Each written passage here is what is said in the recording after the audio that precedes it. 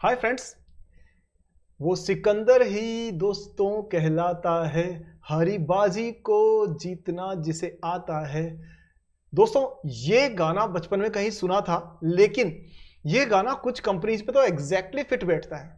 और दोस्तों, आज मैं एक ऐसी कंपनी के बारे में बात करने वाला हूं। नाम है, आप सब जानते हैं, सुज़लोन एनर्जी लिमिटेड। एक कंपनी जो रिन्यूएबल एनर्जी के अंदर आना चाहती थी, यानी कि non fossil fuel based energy के अंदर। और ये सपना तुलसी तांती जी, जो इसके फाउंडर थे, उन्होंने बहुत पहले देख लिया था। हम तो अभी बात करने लगे हैं, लेकिन वो उससे पहले देख चुके थे कि पूरे देश में क्लीन एनर्जी, ग्रीन एनर्जी वो पूरी तरह से चले और हम पेट्रोलियम की जो हमारी इंपोर्ट पर डिपेंडेंस है उसको हम खत्म करें। यानी हम सऊदी अरब से, रशिया से, वेनेजुएला से, अलग अलग जगह से ऑयल इंपोर्ट करते हैं, हमारा इतना बड़ा पैसा बाहर जाता है। सुज़लोन स्टार्ट करते टाइम पर तुलसी तांती जी को पता था कि पेट्रोलियम का खर्चा देश में बचाने का तरीका है क्लीन एनर्जी को बढ़ाना। उन्होंने शुरुआत करी, कंपनी बहुत जबरदस्त तरीके से चली, लेकिन फिर एक ऐसी स्थिति आई, कंपनी बिकने के कगार पे आ गई। दोस्तों, इस पूरी स्टोरी को शुरू करते हैं, ढंग से समझते हैं। आपको आज शुरू करेंगे सुज़लोन एनर्जी का सागरनॉमिक्स लेटेस्ट रिजल्ट्स के बारे में। Let's begin.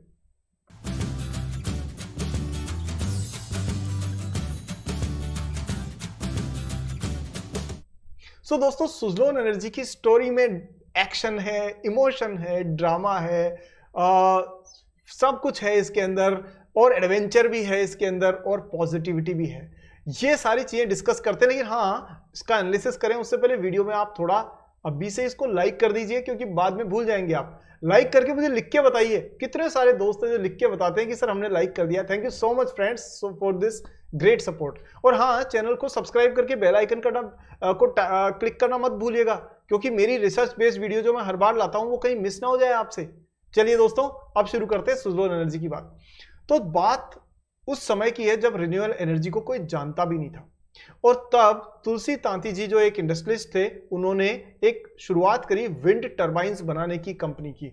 Wind turbines clean energy में सुज़लोन एनर्जी अकेला लीडिंग प्लेयर था। इतनी तेज ग्रोथ कि कंपनी का स्टॉक पहुंच गया 300 रुपए से ऊपर। सुज़लोन एनर्जी का शेयर प्राइस 300-325 रुपए 2007-2008 के आसपास में, ये इस रेंज में चलता था। कंपनी का एक्सपेंशन होता गया, कंपनी बढ़ती गई, लेकिन क्योंकि कंपनी मैन्युफैक्चरिंग करती थी, जो अपनी बड़ी बड़ी विंड मिल्स होती ना उनकी, तो उसमें ना कैपिटल इंटेंसिव बिजनेस था। यानी उसमें पैसा ज्यादा लगाना पड़ता है, क्योंकि फैक्ट्रियां लगानी है, मशीन्स खरीदनी है, उसके लिए तो कंपनी के पास में पैसा इकट्ठा करने के लिए उन्होंने क्या किया कि बाजार से उधार देना शुरू किया। और जब डेट लेना शुरू किया तो कंपनी बढ़ती गई, डेट बढ़ता गया, फिर कंपनी बढ़ती गई, फिर डेट बढ़ता गया।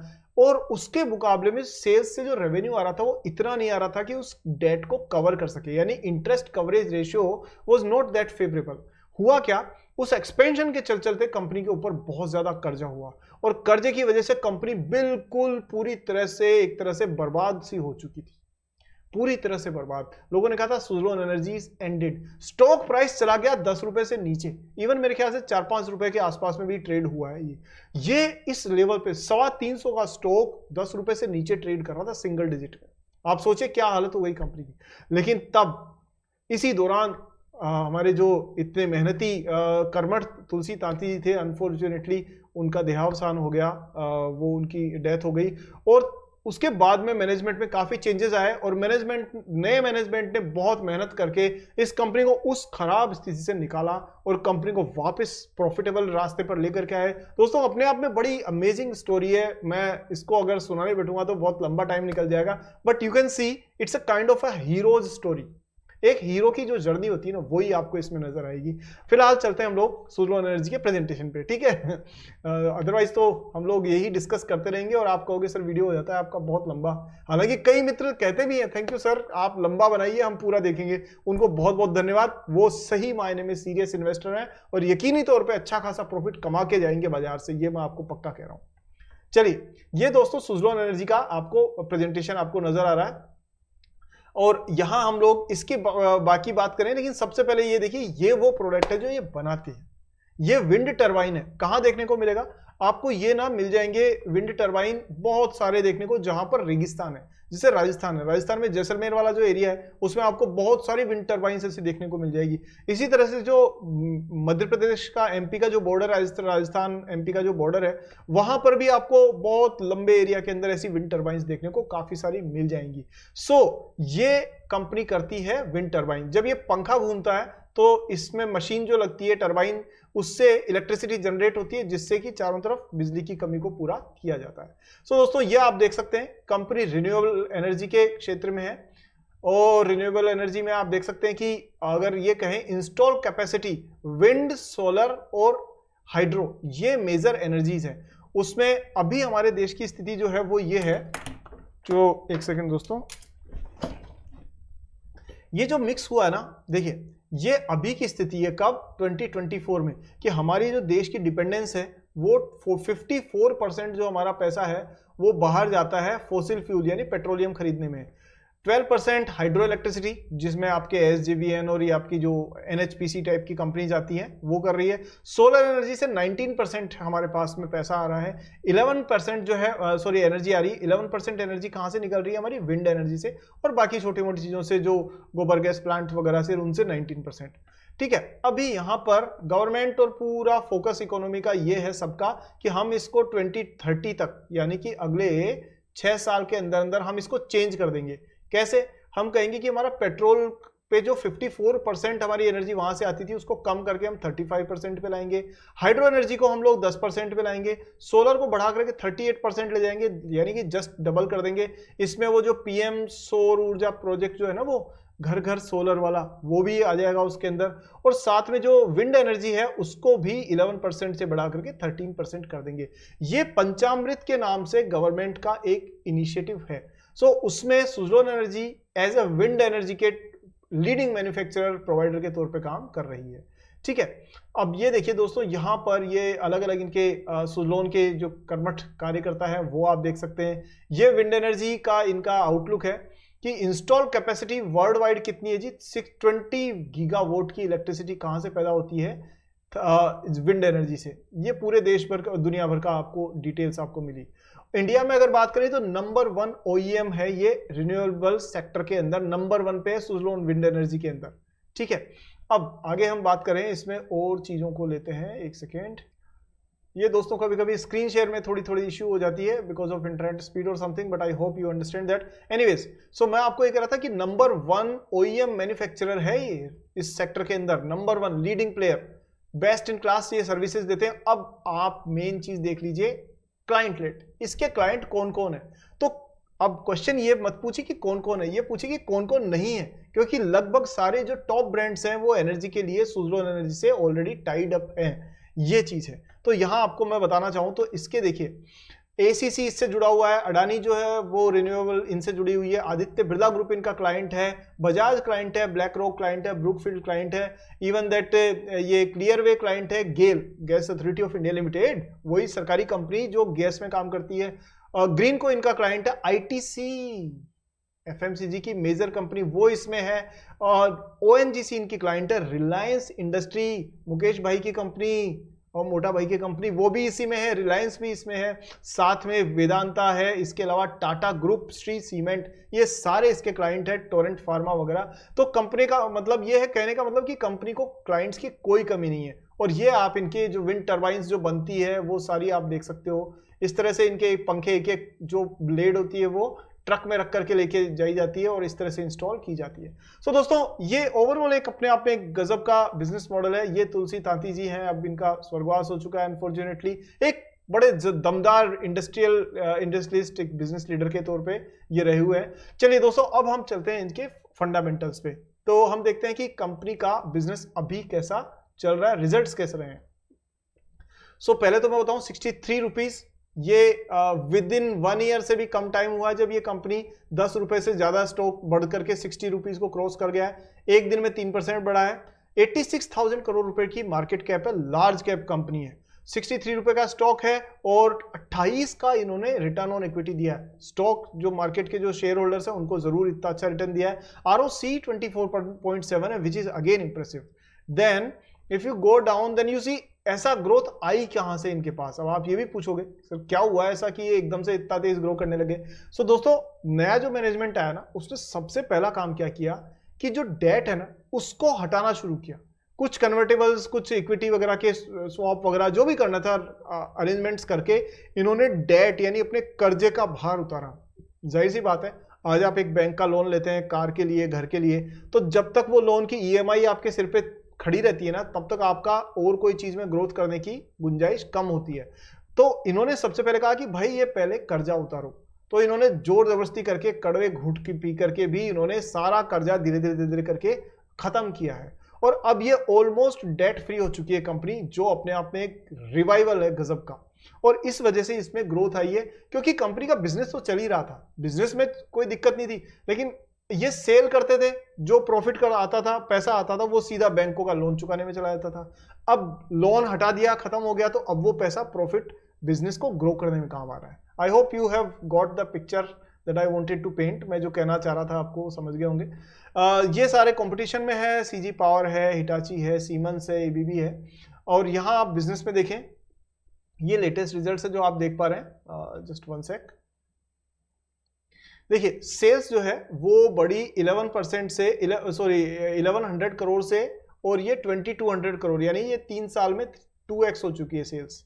और साफ देखें तो इन्होंने अपना प्रॉफिट मार्जिन बढ़ाया है, 13% की जगह अब प्रॉफिट मार्जिन लेटेस्ट अभी वाले क्वार्टर में हो गया है 16 से 18%, विच इज गुड। और साथ में अगर आप देखिए प्रॉफिट आफ्टर टैक्स ये 254 से 302 करोड़ तक पहुंच गया, और ईपीएस कंपनी का 0.19 से 0.22 हो गया।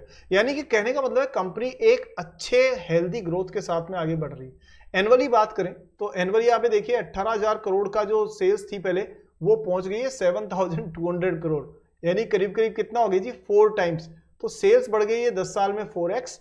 और अगर आप नेट प्रॉफिट की बात करें तो यहां तो प्रॉफिट था ही नहीं। अब आप देख रहे हो चिंता वाली बात, ये थी चिंता, 9,000 करोड़ रुपए का लॉस।